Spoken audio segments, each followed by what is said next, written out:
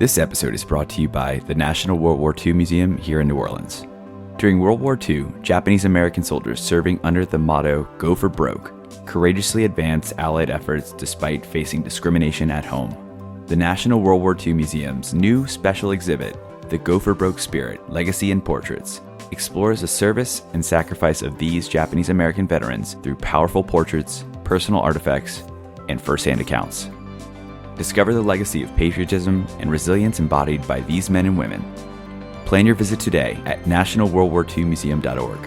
Louisiana residents get half off a museum admission and Expressions of America tickets during the month of July. See website for details.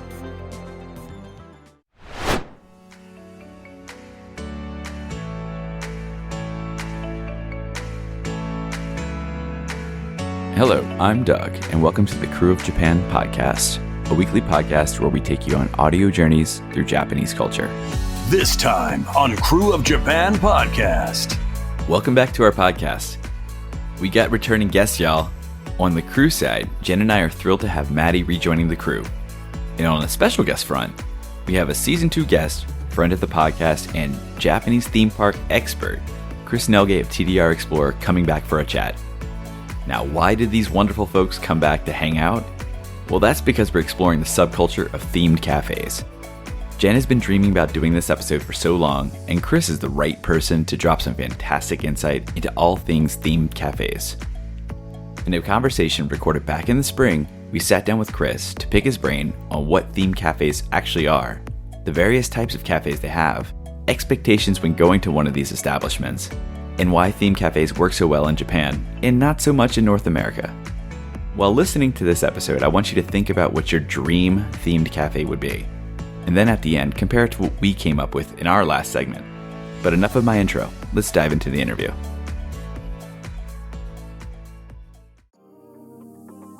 All right, we're back. Doug and Maddy. Hello, guys. Hello. Good to have you back on, Maddy. It's been forever. Good to be here. And we have another person to welcome back, Chris from TDR Explorer. Hi, Chris. Welcome back to the Krewe of Japan. How are you? I'm doing well. And thank you for having me back. I'm excited to be here again. We're excited to have you. Yes. I've been wanting back. to do a lot of cool topics, and one of them being themed cafes. But besides our main topic, what have you been recently up to? I've seen you on your YouTube channel. You have been doing a lot of different things. Oh yeah, I've been all over the place with the reopening of tourism. Been very busy, which I cannot complain. Almost 3 years of no tourism. I'm gonna take what I can get. Yeah, like going to Universal because they're doing a whole bunch of stuff there. Like I know that Pokemon Parade, Pokemon Food, Spy Family, Conan, Yes. Jujutsu Kaisen, Mario Kart in the parade. Disney is starting its 40th anniversary right away. I was also in the US, went to the Super Nintendo World there, because, it's kind of, synergy, since I went to the one here. It made sense I went to the one in the US. Yeah, just keeping busy, and I'm happy. I'm happy about it. I'm happy that people can travel again, especially to Japan. And yeah, it's just... Yeah, I feel anyone feeling. in the travel industry definitely feels your relief of, people coming back, travelers coming back, tourism. Mm-hmm. As much as people always, say, the crowds, it's awful, and tourism makes the crowds worse, but it really does help with businesses and owners. It really is a good thing, honestly. Yeah, it is, for sure. Yeah. Yeah, and I'm hoping that all the theme parks we talked about in our last episode with you are going to start seeing that bump Yes. in tourism and that boost, and hopefully kind of get their numbers back in the near future.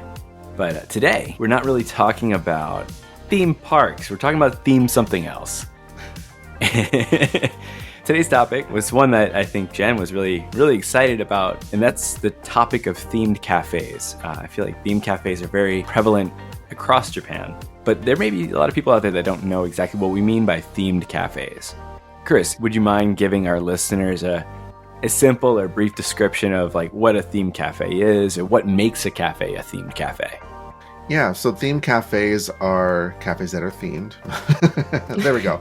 No, so if there's like a popular anime or video game or some sort of like franchise, there'll be a lot of like different themed cafes, and the cafes are usually pretty standard in terms of like their food offerings, you know, but they will rotate out with the different franchises. Like we'll see things from popular animes. Like right now I saw there's a Chainsaw Man pop-up themed cafe. There's a Disney cafe in Harajuku that continuously rotates every few months with a different theme. I think right now they're doing like a retro like kisaten theme, but with Disney. Okay. Like kisaten's the traditional Japanese coffee houses. And then we have like the more permanent cafes like the Pokemon Cafe, the Kirby Cafe, the Final Fantasy Cafe. Like these are like ones that are permanent, and they just, you know, change out their menu.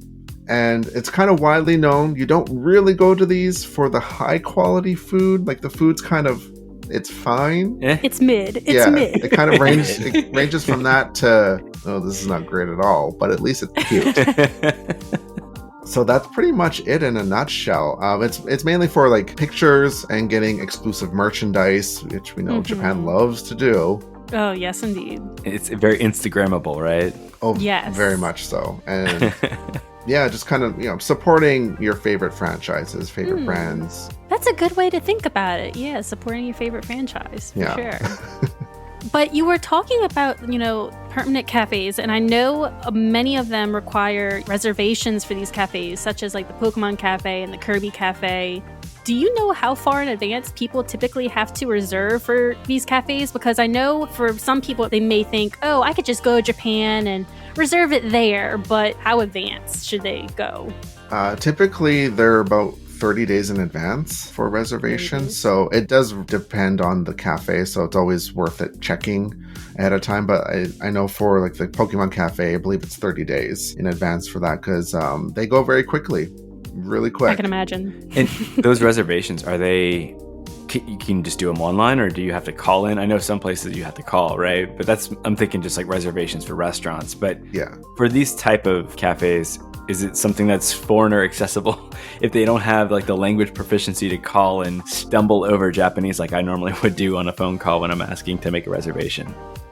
Depends on what cafe it is. So like the big ones like Pokemon and Kirby, like those are pretty well known internationally. So they'll have websites that are in English that you can reserve, and you know, other languages as well. But if there's like more niche type of stuff, like maybe Chainsaw Man, that might not be available in English. Like you might have to fumble your way through it to do that kind of stuff. Or even stuff that's even more niche, like a certain type of video game or a certain type of anime that's not mainstream at all. That stuff typically won't be available in English, and you kind of have to figure it out. Yeah. That's part of the adventure, right? Yeah. Just ask Professor Google. Yeah. Chat GPT and be like, how do you make a reservation for this? Yeah. And just have them do it for you. Type it out and just let me read off a script. So I would actually love to know what people could look forward to when they're attending a themed cafe, and like even what do you look forward to when you go to a cafe? Like what's your favorite part? Probably all the collectible stuff. Yeah. That's what I really like. So usually, I guess, would you call this themed cafe culture? I don't know what to call it. I would call it that. Yeah, why not? Yeah, that's like a niche. Yeah, like a niche subculture type thing. So like usually for, I guess like a common thread for a lot of these cafes is if you order a drink, you'll usually get a special coaster. Now, depending on what cafe it is, sometimes it's a random coaster or it's just a standard coaster that they give to everybody. But like sometimes they make a big deal out of it where you get like a random one. Like the Pokemon Cafe, you kind of, depending on what drink you buy, it's a different type of coaster, and they come by and you have to pick like on an iPad, like which one you want. And it's like it's almost like choose your own card and then flip it over and see what you got. So there's things like that. And also placemats. Some places will give you paper placemats with different artwork on it. Some will give you plastic ones. So I really like getting like those little collectibles. Usually I like the coasters because then I go to like Seria, which is the kind of a higher end version of Daiso, because Seria really like caters towards like the whole collectible culture, and I can buy binder sleeves that will fit coasters, so that I can put all these coasters in a nice little binder. Of course Japan would have that. So I have a binder full of these little coasters that I get from going to different cafes, and that's probably one of my favorite things I like to do. Oh my god, I've got to know, how big is your collection? How many coasters do you have? We have like a good 20, 30. Nice. Okay. Something Nice. like that, yeah. Are those only Pokemon, or are those I have different? like from everywhere. I Okay. go to so many different. I have like Final Fantasy 14. I have Kingdom Hearts, Kirby, Resident Evil, Spy Family. Like I have all these coasters, Nice. and of course Pokemon. The Pokemon one, I keep coming back to this because do they give you a small selection to choose from, or like they have a certain like seasonal options and they rotate through just to keep people coming back, so that way they keep that kind of freshness to the cafe? Or is it like, no, you get 1,000 Pokemon to choose from, you never know what you're gonna get? I mean, your odds are pretty good you're not gonna have any of them when you start, but No, they keep rotating through them. yeah. Yeah. So it's usually like a seasonal thing. So I think they're doing like a spring one right now. So Okay. usually, yeah, That's cool. it's just to keep you coming back. Oh, I don't Very blame clever. them. When you talk about these theme cafes, are they typically going to be located? And I'm sure the big cities have them, right? Like your Tokyos, your Osakas. But are they exclusive to those metropolitan areas, or are there some that kind of sit out there on the fringes, like, or out in the middle of nowhere that you just happen to stumble across, and in places you never really expect to find it? I guess some of them, like if there are ones, they're kind of, how do I put it? They're not sanctioned, I guess. They're more like unofficial type of themed cafes.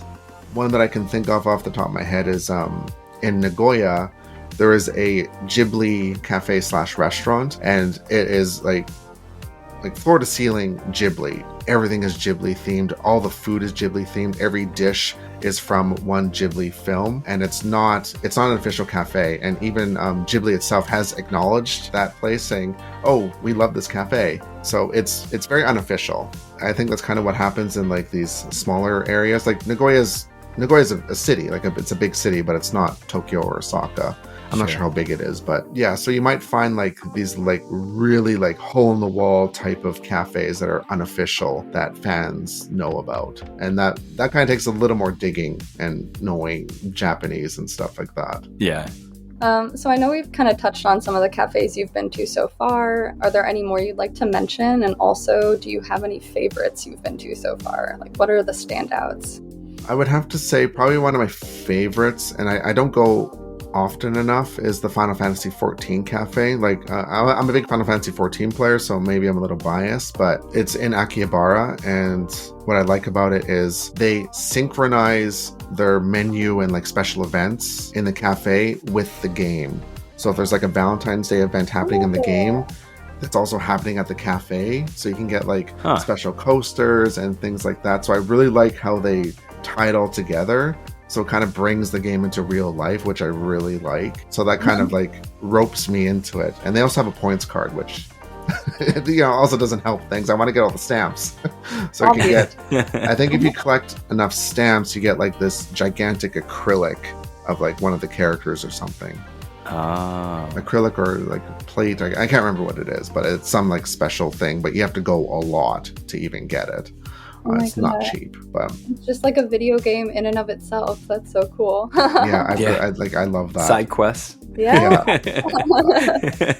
And also one that I always go back to is the Pokemon Cafe, because I just love Pokemon, and they're always changing the menu out and everything. Like I think last time I went was for Halloween though, so last year.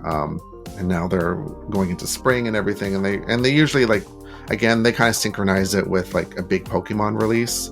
So of course they did a whole So right now I'm sure they have Scarlet and Violet everywhere. oh yeah, everything was like the 3 starters, like the Fuecoco, Quaxley, Sprigatito. So they had like that kind of like dishes and stuff that you can get. So yeah, usually like the really big ones, they obviously it's for marketing purposes, but you know what, I don't care. I love it. I know it's for marketing. I get that. So Side question: what's your favorite new starter? I was just gonna ask that. Quaxley. I love Quaxley. Quaxley. Is it the hair? I love his little Little wispy pompadour hair. or I just whatever love it that. Yeah. I love that. Although at the Pokemon Center right now, because they're doing like the Easter stuff, there's this little like plush of like basket of eggs but then Togepi's in the eggs sleeping, and it's so cute. I'm like, oh my goodness. That's so cute. Every time I see it, I'm like, I don't need this. I have no room for this, but I want it because it's so adorable. He's just sleeping there with the other eggs. I miss the Pokemon centers. Dang. Yeah. So cute. One thing I wish there was, though, like an official Nintendo cafe, like outside of Universal. I wish they would do something. I wonder if, I don't know, maybe Nintendo will do that at some point. I'm not sure. Well, does like the cafe, the the restaurant, like Toadstools, or I forget the name, but the burger place that's in Super Mario World. Oh yeah, the Super Nintendo quick World. service. Mhm. Yeah, the restaurant. I know that one. You have to get reservations. When we went last summer, Yeah. we didn't think about that, and like it was like 3 hours after when we were in that area, and our time would have been up and wouldn't have been able to get in. So my son was kind of bummed out because he really wanted to get like the Mario food. Yeah. Yeah. But yeah, I'm surprised they don't have one either. You would think that there is a Nintendo one out there somewhere. And maybe there is the unofficial one of those. Oh, yeah. I was just gonna say there is an unofficial one. Oh, okay. I don't remember who. Someone who is a former employee of Nintendo. He's an older gentleman, and he opened up his own little cafe, and he just has like Nintendo memorabilia from the 80s, that's 70s, and awesome. everything. So it's like this That's so cool. retro kind of thing, and yeah, Cool. like stuff is signed by different developers of like all these different. And that's in Tokyo somewhere? Yeah, it's in Tokyo. Oh, I don't think it's Doug, called we the need to tell Nintendo. Matt Alt that. I know. I think Matt He would like probably knows. that. He probably He knows. probably does. Where in Tokyo is it? If you do you I remember? don't remember. I don't You don't? remember. It's somewhere. Yeah, it's kind of like a hidden thing. Like it's one of those things that you kind of have to know. You have to know about it. Yeah, Yeah. because I feel like a lot of like independent owners of like cafes or bars or restaurants, if they're like a huge fan of something, they'll theme their place. I know there's a bar that does like themed of like JoJo's Bizarre Adventure, and like all the drinks are JoJo characters and craziness. Yeah. So there's like a lot of like unofficial ones like that. That Yeah, you just have to very kind of. unofficial. You have to like really dig to kind of find it. Usually in Japanese because it probably won't be in English. Yeah. Sure. Yeah. So we've kind of talked about all the themes that they're kind of everywhere, the official ones, the unofficial ones. But I want to get your take. Why you think theme cafes in general are just so popular in Japan. I'm thinking about in the States, maybe I just haven't been to any here, but I don't really know a lot of like theme cafes out here. It's not like a popular thing like that, but you see a lot of like officially branded like cafes in Japan. There may be partnerships or like, seasonal or special event type things here for certain releases or things like that. But why is this such a popular thing in Japan? That's a good Why question. do you think it is? Not the definitive answer, but like, what is your opinion on why you think it is?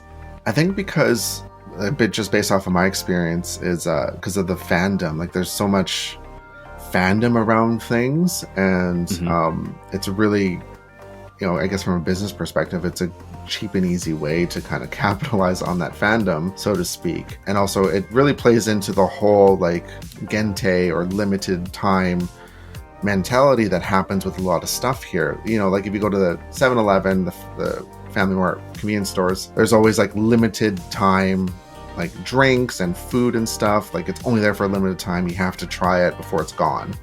So I think that kind of plays into this a little bit as well with these theme cafes. I guess more or less with the limited time ones. So it really plays into that.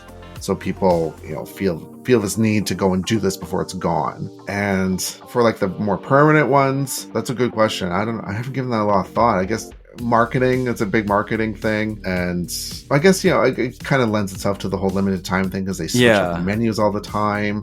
Right. There's a new game, there's a new show, there's new something they want to promote. And I don't know, there's just something joyful about eating Quaxley's face. I don't know. Like it's just, I don't know, it just brings me so much joy to just like see my food themed to like a franchise or a character that I love and I adore, and just, I don't know, being able to eat it. But you take a bite and then you're like, oh, it tastes horrible.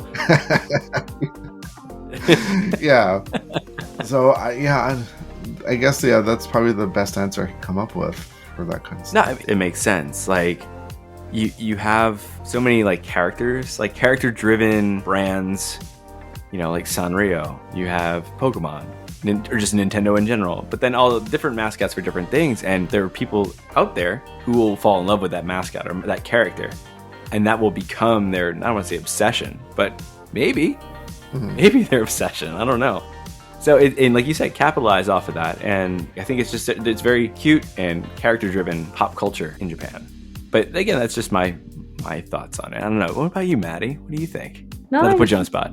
I think you're spot on. It even goes back to what you were saying earlier. You know, you were mentioning how with each thing on the Pokemon Cafe, you know, like each new release is a new dish, it's a new collectible, it's a new everything. And I mean, it absolutely makes sense. I love that they love that in Japan. It's like so different from here because, like we were saying, we don't even know where the themed cafes are. There, you get Happy Meal toys.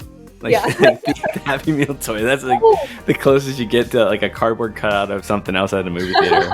I think actually we have the Vampire Cafe here in New Orleans. That's a little close, like that maybe. yeah, and we got like the John Lafitte's like bar, like out in the French Quarter. So there are some themed things out here. It's so different, you know, like vampires versus like Pokemon. Totally different energy. Hello Kitty and things like that.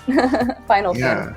I don't know what the reasoning is why it doesn't work in North America. I know, at least for Canada, like a cafe, when you think of a cafe, you think of like maybe there's just a bunch of seniors there for the 50-cent coffee, or there's just people at Starbucks that are just there to chit chat, right? Like it's not really a place to like, I don't know, experience things. Yeah, it's just more for some place to relax. Whereas Japan, like, yes, there are like the traditional kisaten, and like there is Starbucks and like, you know, cafes that you go to relax at, but then there's also these cafes, like all these theme cafes. So I just don't know why it doesn't work, especially in North America. Like I don't know. Like I have no idea if like would a Pokemon cafe work? I don't know. I have no idea. I feel like a pop-up would in a big city like New York or LA. Yeah. You know, if you picked a place that is big enough that, I mean, honestly, a Pokemon one, you probably could do a pop-up anywhere, and it would probably go hard for a few days or a week or whatever it's there, and then, you know. But I feel like, at least specifically with New Orleans, you see things like something new comes out, and everyone's going nuts about it. And it's not unique to New Orleans, but after about a month, it's like, and you know, it's empty. Lines for weeks, and then, you know, after a month, it's like nobody's there. They're on to the next big thing. But, you know, theme cafes, I feel like those are always, and maybe that's part of like, you know, the tourism opening back up. There's always people going into Japan to see these types of things. So therefore it kind of keeps the machine running, that kind of process as well. I wonder if it has to do with like population density too. Because like there's just so many people in Tokyo and Osaka. There's just so many, like millions and millions of people in this like really small concentrated area. So like it's really easy for people to go there, and it's easy to keep it sold out. Yeah. Because, you know, there's only like 100 seats, or, you know, depending on the cafe, there's only so many seats per day that they can do, right? I mean, there's millions and millions of people within an hour, you know, of it. I guess it kind of makes sense. Yeah. Whereas like North America, we're very spread out. You know, Canada, US, everything's very spread out. Like, of course, there's like the big cities and stuff, but for the most part, most people don't live in the cities. And also the business model then, that, like you mentioned earlier, a lot of the seasonal goods, the things that they rotate in and out, that it costs money to make those, you know, especially with the pandemic driving up logistic prices of, or, you know, like just everything, supplies and everything like that. It's like inflation everywhere. So you have to keep cycling in those new release stuff and constantly spending money on that. And, you know, you got to have bodies coming in the door. And I just don't know. Like, I don't know if it would be something that could be sustainable in the US, but definitely works in Japan. Well, we do have that. I went to it a few years ago here in North America. We have, it's called the Hello Kitty Cafe. That's what I was going to say earlier, too. Yeah, it's just a stupid truck that has Hello Kitty decals on it. And it's literally just, you go up to the truck and you order like either the merch that they have or like a cookie, and then you leave. It's not a cafe. No, it's not. It's disappointment. That's what that is. I went for the first time ever. I was so excited. Went up and I was like, this is poop. Because like I've been to a themed cafe in Japan, so I'm like, this is stupid. Yeah. Huh. You had your brain kind of decided what it was going to be before you went, huh? Kind of, yeah. So, one thing we kind of talked about a little bit earlier with like the borders but opening back up and a lot of people coming back into Japan and talking about the sustainable business model of a themed cafe. But, it kind of ties back into the pandemic, and that whole 3-year time period where borders were closed. No one can come in and out. And in general, just tourism-related businesses suffered. A lot of them shuttered, unfortunately closing up forever, or some of them just temporarily closing up. Do you know any cafes that you had liked or that you went to pre-pandemic that are no longer open? So that's kind of interesting because, with being closed for so long, you kind of saw what parts of the tourism industry really relied on foreign tourists and what is fine with just domestic tourism. Yeah. So a lot of the cafes, like the Pokemon Cafe, Final Fantasy, Kirby, they're all fine. Now of course those are like, they're from really big companies, so they could probably stay afloat pretty easily. But even during everything was closed, it was still hard to get reservations for these places. Like locals still wanted to go. But then I noticed some other ones that just completely shuttered because there was no foreign tourists and locals don't go to it. Probably the biggest one is the Kawaii Monster Cafe. That completely closed. It's gone. That was in Harajuku, and that heavily relied on foreign tourists. So that did not survive. I don't know if you'd really call this a cafe, but the robot restaurant? Yeah, the robot restaurant. I heard that closed permanently. Yeah, closed. So it was kind of very telling during the 3 years what really relied on foreign tourism and what didn't. So yeah, it's just a very interesting observation I saw over the 3 years. Do you consider, and this is kind of on the same topic, but do you consider like maid cafes a theme cafe? They're not branded, but like are those? I mean, because I feel like that's kind of like a lot of people like, I'm going to Tokyo, I'm going to go to a maid cafe. It's not a themed cafe. I personally think that is on its own. Well, that's what I'm saying. Like, or the there's a lot of like, I know they have like cat cafes or dog cafes or.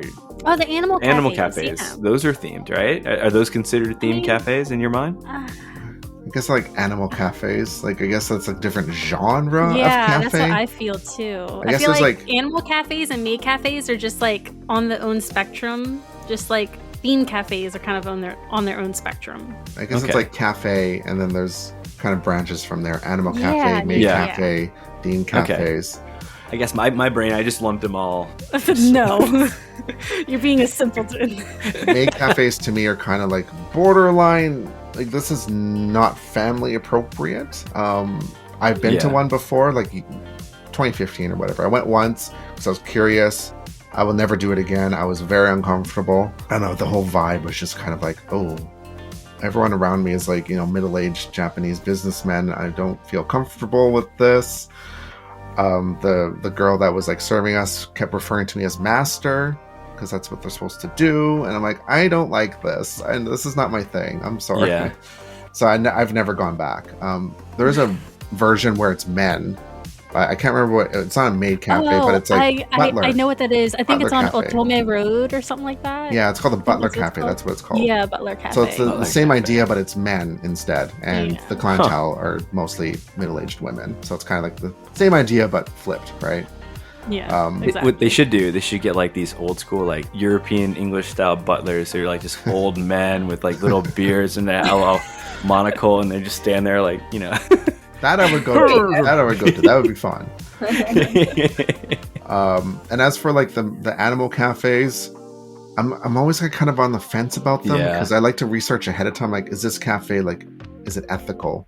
Right. So, I was going to bring that up too. Yeah, like the ethical nature of those in general is just. Yeah, like I've gone to one. You can usually find them on Instagram and see like how like they are with the animals. Because I went to one in Kyoto and it was like an otter cafe.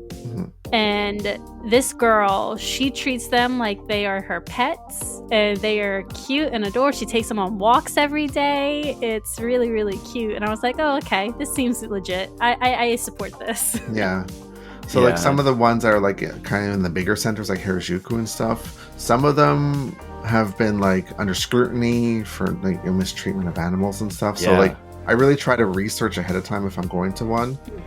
There are like ones I prefer to go to now are ones that are like rescue animals, or like ones that you can adopt. So if you go to a cat cafe, if you want to take the cat home, you can. Obviously, if you're a tourist, you that's can't. nice. But yeah. If you're a local, like, oh, you go here, you know, and these are rescue cats, and if you really connect with it, you can adopt them. Which I support that. That's nice. I like that. And that's a good business model right there. You're rehoming these animals that need a home. So, you know, the reason why I even had this idea for an episode on the podcast is because I noticed there was a time on your channel when you were strictly pretty much almost going to just theme cafes. And you said on your channel it was because like it was really hard to get reservations for like Tokyo Disney and all the theme parks. So you were trying to go to like all these cafes for content. And, you know, that got me thinking, you know, do you feel like theme cafes can be used as like a great break in people's travel itineraries? Or do you think it should even be a part of their travel itinerary? Like, is it worth like their time? I would say for sure it's definitely worth your time. If you're into some sort of franchise, there's a good chance that there's like a theme cafe of it. Especially if it's like, if I guess from an anime perspective, if there's a hot anime that's happening, there's a good chance there's a cafe with it. Like Chainsaw Man, I think, is like the biggest one right now that's happening. And then like Universal kind of leans into this heavily as well, because they've noticed that, you know, theme cafes are very popular. So they kind of, you know, with their Cool Japan event, they bring in all these big anime IPs or franchises, and kind of make their own little cafe experience with like limited time food and merchandise. So like right now they're doing Jujutsu Kaisen, Doraemon, and Spy Family. Spy Family is a big one. Spy Family is very popular right now, so it's very smart on their part to bring Spy Family into the park, because that's also another driver for people, right? And then Disney has their pop-ups every so often. Like the one in Harajuku is the one that rotates every few months. Like they've done Chip and Dale before. They've done just Mickey and Minnie. They've done Donald Duck. I think one of the recent ones was Peter Pan to celebrate the whatever anniversary of it, 80th anniversary of Peter Pan. There's always something. So it's definitely worth checking out if there's something that you're really into. And you know, you get to eat some okay food. You know, it makes you appreciate other food. You know, once you have something that's kind of like then you can have something else that's you know, a little bit better. But again, people know this. You don't go for a delicious 5-star meal. Like, Yeah, no. no. Like, You're going for the atmosphere. You're going for the merch. You're going for just like you said, the fandom. Yeah. did USJ do an Attack on Titan cafe at some point? Didn't they have something for Attack on Titan like a year or two ago? Yeah, they've done it for a few years in a row. They haven't done it this year. But yeah, they would have like a restaurant that was themed to Attack on Titan. So they have like all these different food. I will say though, the food in USJ is much better than any other themed cafe I've been to. Because I think USJ has like a higher standard. Also, they have like less dishes, I think. So, you know, theme parks kind of perfect how to do these kind of things. Sure. So the food quality for Universal, I think, is higher than just like a regular theme cafe you'll find. Okay, if you had time to visit one cafe on your trip, what would you recommend? Oh, that's a loaded question. I guess like for myself personally, I'd probably go with the Pokemon one. I know like that's kind of a cop-out answer, but it's popular for a reason. It is really cute, and you get like exclusive, the merchandise kind of for me alone is worth it. I know like I've seen people comment on my videos saying, oh my goodness, I would take that plate home. I would take that spoon home, that fork home. Yeah, well, they caught on to that, and you can buy that stuff. You can buy the plate, you can buy the fork. You don't have to, you know, smuggle it in your purse. You can go to the gift shop and buy it. Like, they've caught on to that. They know people want this stuff, so you can buy it. And I love that.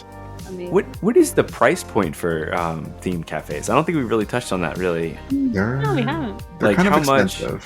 It's kind of pricey. Like, is it like an entry fee on top of the actual meal itself, or do they try to I guess they bake the experience cost into your food, and that's probably why the food doesn't taste great, because they bake in the extra money and cost into it. But there's usually a fee associated, like they charge you to make a reservation.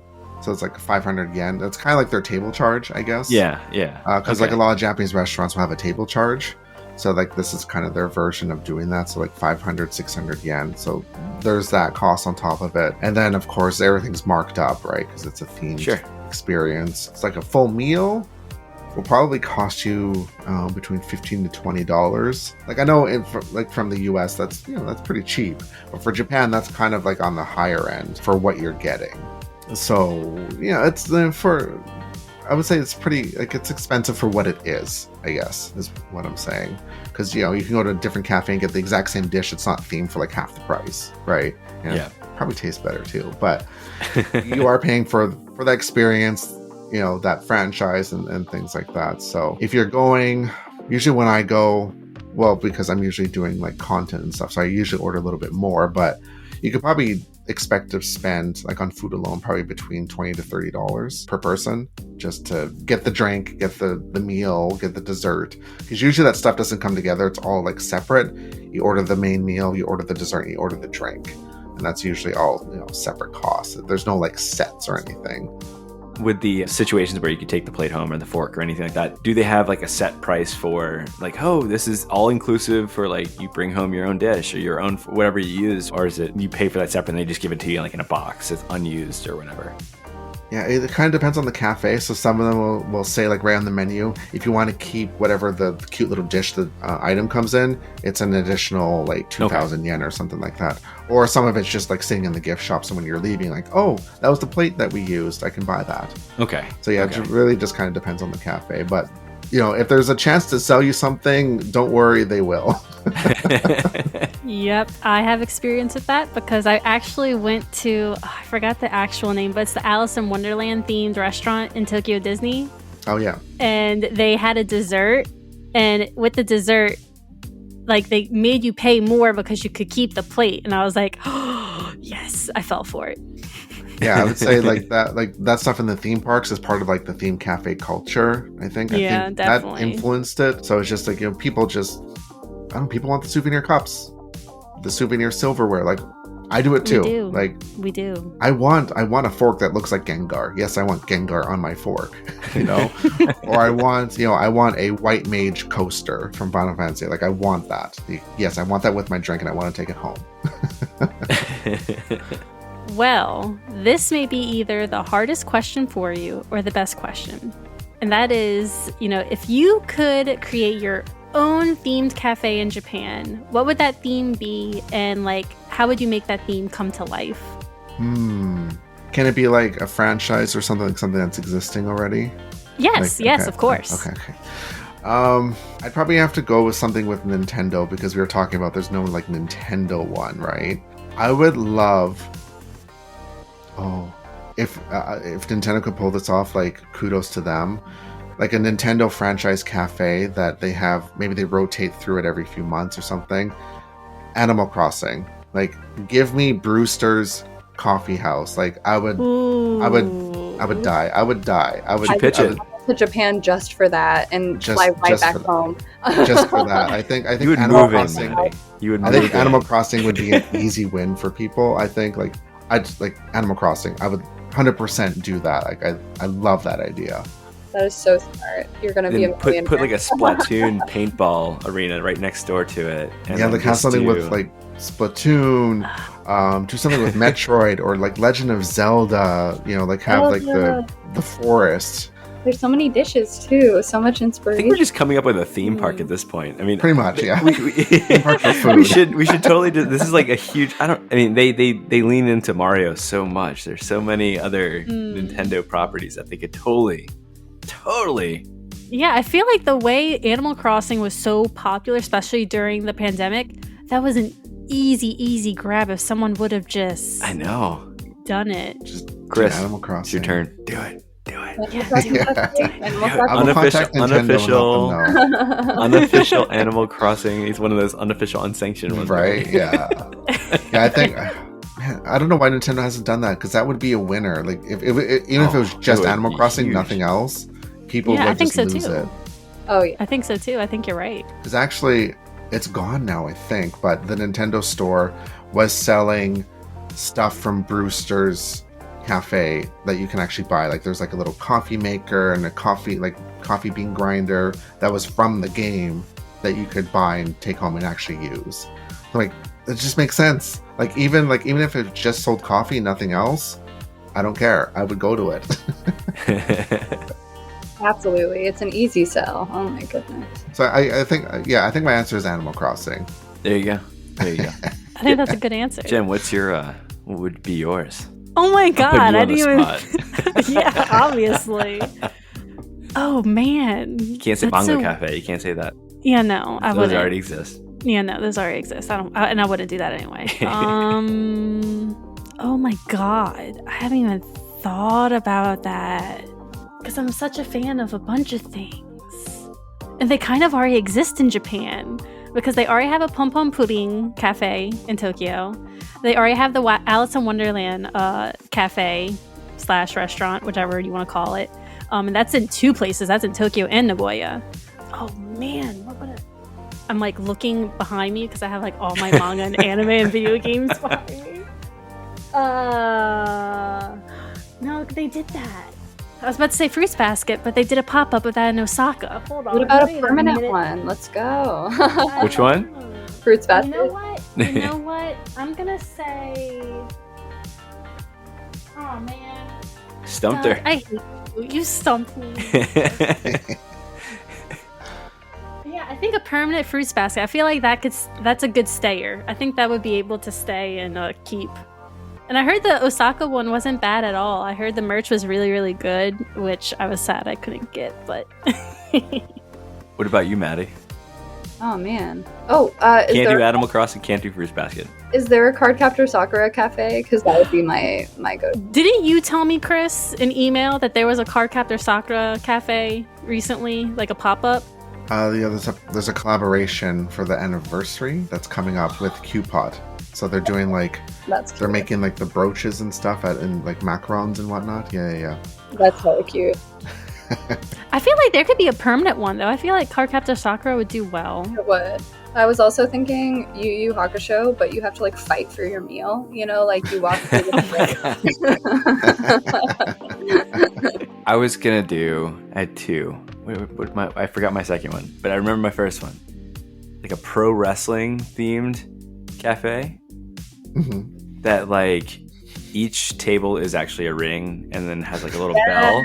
And when you want to make your order, you go ding ding, and then the referee comes out, and then I don't know where else we go from there. But it's still in the works. My brain's working still. But that was one. I don't know. You could go something easy like Marvel or Star Wars or something like that. I mean, I feel like all of those would be easy wins. But you ever watch Adventure Time? Yes. Yeah, I think that would be a pretty fun one. That'd be really, but I don't think that would work in Japan. I think that'd be something that would be an America exclusive or something like that. Because I don't think it had the popularity outside of the North American area, at least to my knowledge. Yeah. But yeah, that's mine. That would be a great one. I would totally go to that. Yeah. I feel like with Japan, the ones that would do well is like if it has like a long-standing fandom and like just kind of like the franchise itself just doesn't die. I feel like those are the ones that stick around. So that's why like the Pokemon one does so well. I'm actually surprised about the Kirby. Honestly, I am surprised that Kirby's a permanent one. I would have never thought that, honestly. I feel like Kirby's been around for it. From what I've seen, a lot of younger kids are into Kirby now. So I think that's what's happening. I can 'cause I have attest to friends. that. Yep. Yeah, I have That's that. friends who have children, and like they kind of want to go to Kirby over Pokemon. They're like, no, I want to go to Kirby. Oh. So yeah, I think there's something happening there with the younger kids. Very Okay. interesting. Pokemon is Excellent. more like, I guess, our generation a little bit because we kind of grew up with it. Kirby's been around probably longer Longer, than yeah. Pokemon, right? I feel like it's probably been around longer. I feel Came like out on the it has, regular yeah. NES, the original. Oh, Yeah, yes. it came like, on the Nintendo, the original Nintendo. Yeah, I wonder what about it is so appealing to the children. This is very interesting. It's a pink puffball. No, but like, Cutesy. What's not to Cutesy. like? but like Pokemon. Yeah. Pokemon. There's too many of them. I guess that's fair. Yeah, they're coming in with like thousands of them already when we started out with like 150. 151. Yeah, 151, sorry. Now times 10. Sorry, me too. Oh, and by the way, I just thought of something else for my wrestling cafe. The food would come out to entrance music. Oh, Jesus. Oh, that'd be... Down the ramp. Down the ramp. Do you get to choose your entrance music, or is it pre-selected? Ooh. Oh, yeah, it has to I be think we'd have to have a pre-selected. karaoke, like one of those little karaoke pads where you have to search through and you pick your entrance song. Yeah, out of like 10 of them or something. Yeah, yeah.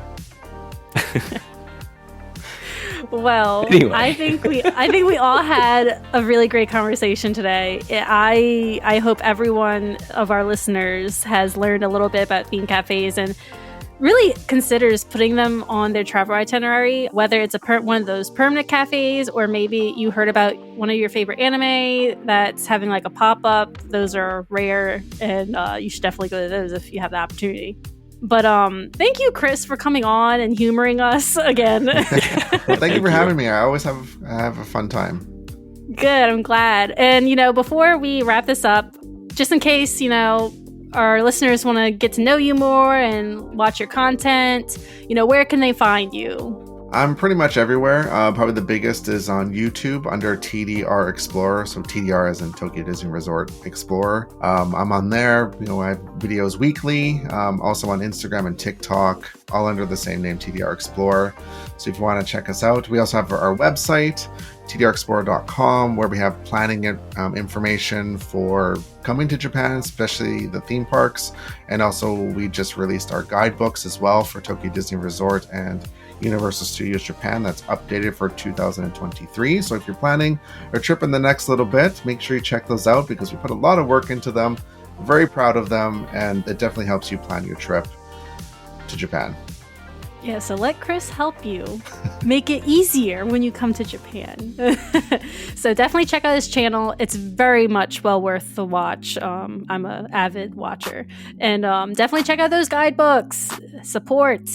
I wish I had it last year when I went to USJ. It would have totally been handy. But yes, thank you so much for coming on. We really appreciate it. It's always a pleasure to have you. And we look forward to our ventures in theme cafes in Japan. All right, Doug? Also, I had to stop, huh? Oh, yeah. I'm going to leave that in the episode right there. And that's it for this week's episode. Thank you so much for tuning in to the Krewe of Japan podcast. And thank you so much to Chris Nilghe from TDR Explorer. What a fun time that was talking about theme cafes. And just an update, since I mentioned ahead of the conversation, this was recorded back earlier in the spring. Tokyo's famous robot restaurant, the one that we said closed due to the pandemic and closed borders and no foreign tourists, well, like a robotic phoenix rising from its ashes in Kabukicho, it reopened at the end of May. So that's good news, right? Well, I guess depending on how you feel about the robot restaurant. But hopefully, that's not the only theme spot you'll be checking out on your next trip to Japan. There are so many options out there, and we hope you find one that fits your interests and check it out. But before your trip, definitely make sure to check out Chris's guidebooks. This past summer, my wife and kids went to Tokyo Disney, and this guidebook came in clutch. Also, be sure to check out Chris's other content on social media and YouTube for more information about various places in Japan. We'll link all of those out in the show notes. What's your favorite theme cafe? Did your dream cafe sync up with any of ours? Share with us on Instagram, Facebook, Twitter, TikTok, YouTube. I'm not even going to list all the other ones. You know where to find us. Just search Krewe of Japan Podcast, KREWEOFJAPAN PODCAST. If we're not on that social media platform that you're looking for us on, let us know. Maybe we'll sign up. While you're there, give us a follow, like, retweet, share, whatever floats your boat. Let us know how you're enjoying the podcast. Or perhaps maybe you prefer to provide your feedback in a more private setting. Send us an email at kreweofjapanpodcast@gmail.com. One more time, KREWEOFJAPAN PODCAST@gmail.com. Speaking of feedback, if you're enjoying what you're listening to on this episode, or all of our other episodes earlier this season or previous seasons, please feel free to leave us a 5-star rating or review on your favorite podcast streaming app. Any and all ratings really do help go a long way in getting this podcast in front of other listeners who have similar interests, like theme cafes, or sumo, or language study, whatever it may be. But seriously, any and all support from you, our listeners, is greatly appreciated. But that's it for today. Until next time.